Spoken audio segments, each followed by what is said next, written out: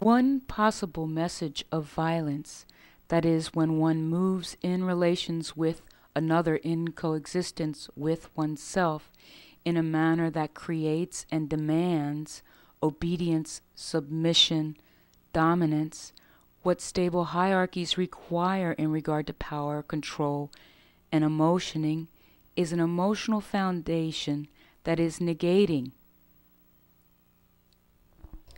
Back to Gertrude Stein.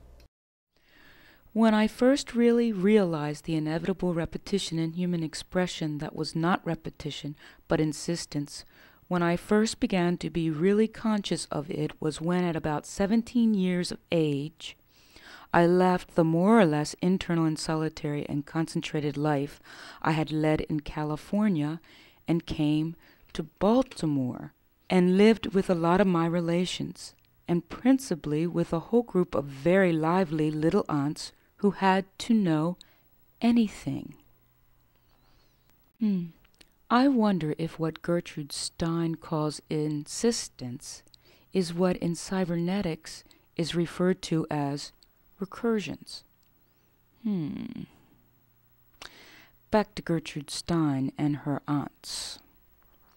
If they had to know anything, and anybody does, they naturally had to say and hear it often. Anybody does. And as there were 10 and 11 of them, they did have to say and hear said whatever was said, and anyone not hearing what it was they said had to come in to hear what had been said. That inevitably made everything said often. I began then to consciously listen to what anybody was saying and what they did say when they were saying what they were saying. This was not yet the beginning of writing, but it was the beginning of knowing what there was that made there be no repetition. No matter how often what had happened, any time anyone told anything, there was no repetition. This is what William James calls the will to live. If not, nobody would live. Annette, when are you going to do yours? Yes. Well, it comes in nicely here, actually. I was reading an introduction to a book of Gertrude Stein essays, in which there was a little comment about the work of James, not the author, but the philosopher James... William James. I'm sorry.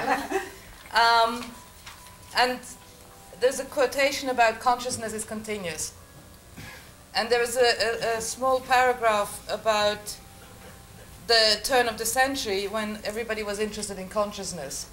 And in comes Freud, and everybody suddenly becomes interested in subconsciousness. Why?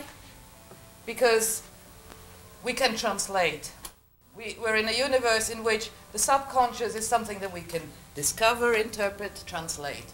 But the continuous, the going on of the conscious, is not translatable. And therefore, all the scientific descriptive mechanism does not work for it.